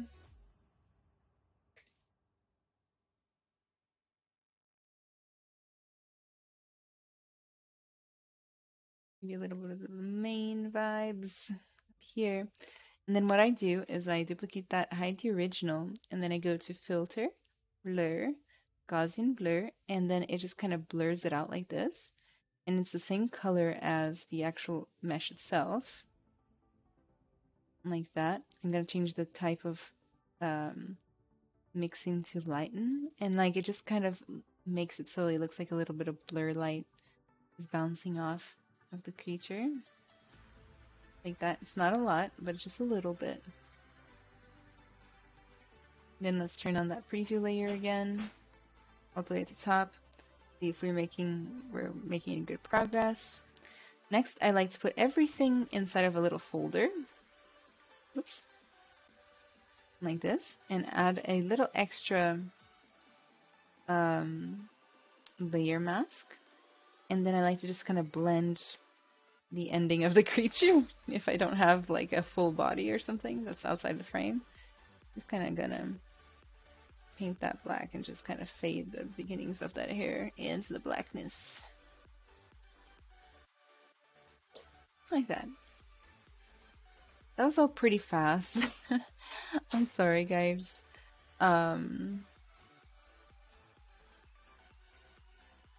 But basically, it's the same thing over and over again. So it is, we are selecting, like we're turning on the layers that we like. Sometimes we're using layer masks to hide the parts we don't like about them. And then we are just cheating a little bit, painting in some stuff, using some Gaussian blur. Sometimes I like to go all the way to the bottom and add a new layer and just kind of like paint on a little bit more of zhuzh to the background or something like that, you know, make it look more magical or something. More like one of those like wolf howling shirts, you know, and then you can control hue and like change the hue and saturation. And there's so many cool options. I really like that color on it for some reason. Like the reddish color.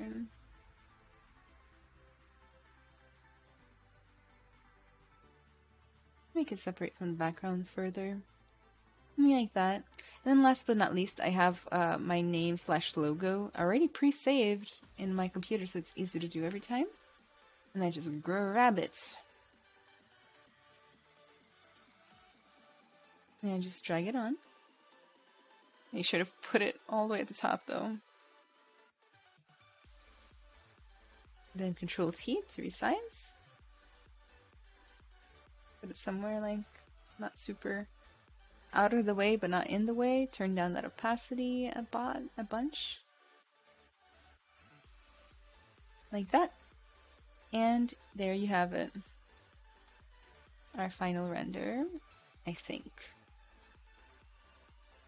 Unless I change my mind. Decide to get something crazy with it.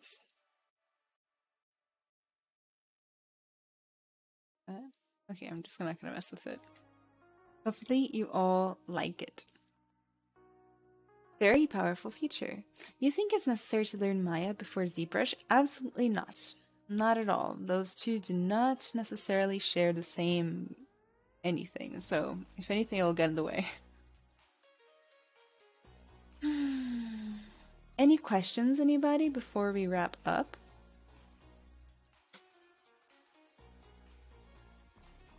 I'm gonna go ahead and save this before I lose it. I'm gonna go ahead and save file, save as. Gonna put it in my folder as a PSD document.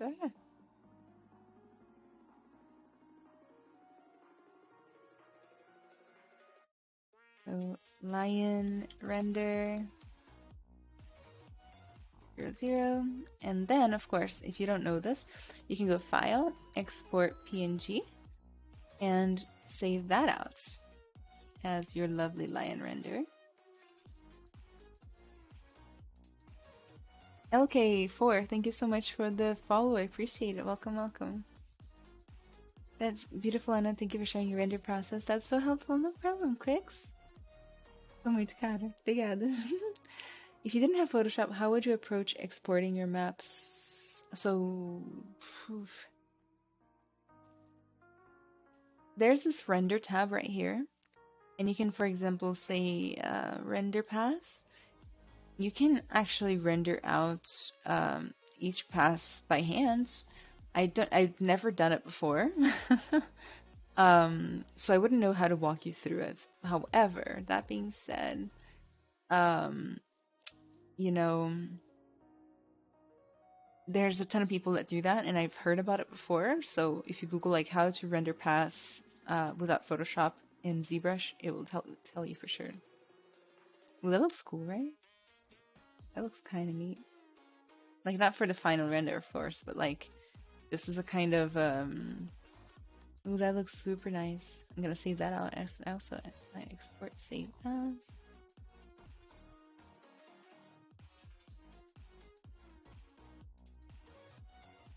Você tem um curso que possa me indicar no Zbrush? Eu só uso o Blender por agora. Eu faço um workshop toda quarta de Zbrush, mas requer um pouquinho de conhecimento. Do nada eu tô criando um curso, mas eu não tenho que eu não usei nenhum quando eu tava aprendendo, eu aprendi sozinha, então é muito mais difícil recomendar, desculpa. Are we supposed to submit a render or is a screenshot okay? So a screenshot is okay, but a render will get you extra points. If you can, of course. And if you can't, then it's okay as well.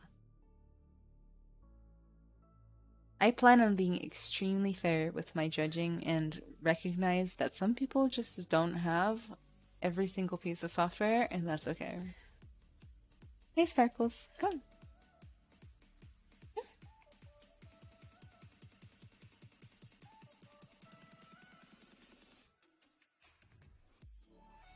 Look at that face.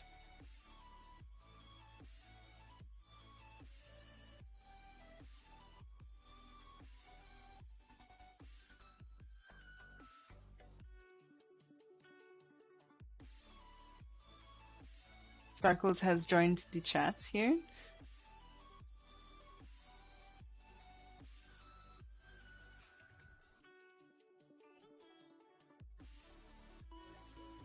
Inkson, thank you so much for the follow. I appreciate it a whole bunch. Thank you, thank you.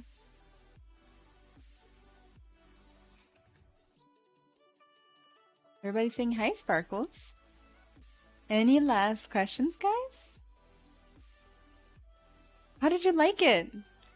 Who have been, those of you who have been participating in the project, like, are you doing okay? Are you enjoying yourself? Are you able to move through it pretty well? I will watch Rings of Power. I did watch the first episode of House of the Dragon. I'm not gonna be able to watch the next one until maybe like next week.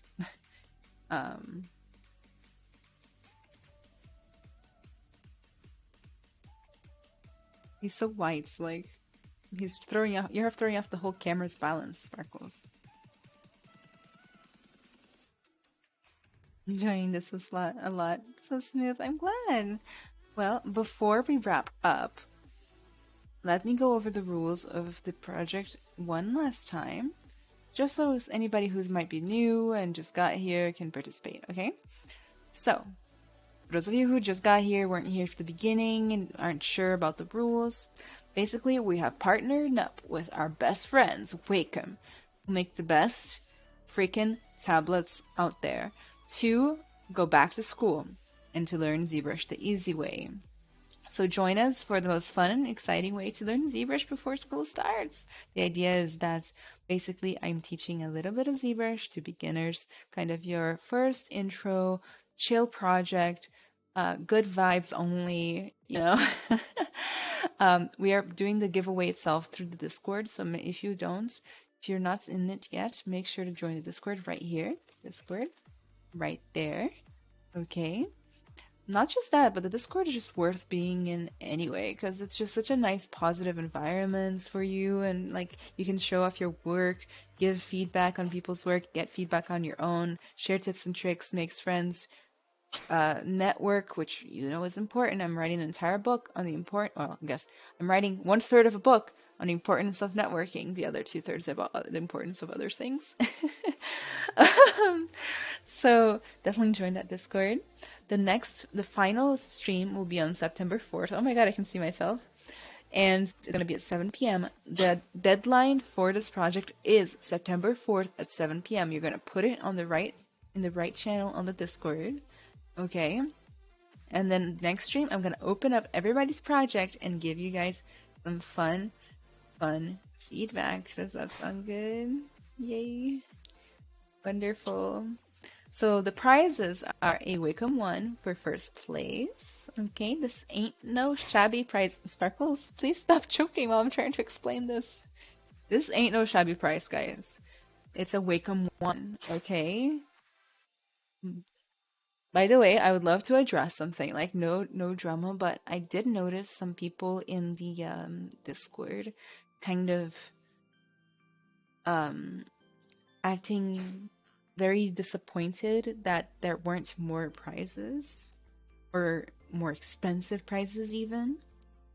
But you have to understand that like these are wonderful prizes, and not just that, but depending on where you live in the world, these are very expensive to get and very unattainable. So there are going to be a ton of people participating in this challenge that really, really want these prizes. So it's kind of weird to say that they're not good enough, okay? Because they are wonderful, all right? I will smack everybody in the nose with a newspaper, okay? Even I wish I was competing, okay? So first we have a wonderful Wacom 1. That's like almost a $400 prize. And then for second place and third place, we got Wacom Intros. Together, that's, you know, almost $1,000 prize. Okay. So if you missed the first stream, go ahead and go ahead and watch it right here. There's a little dragon on top. Farjalana, thank you so much for Fajarlana. Thank you so much for the follow. I appreciate it a whole bunch.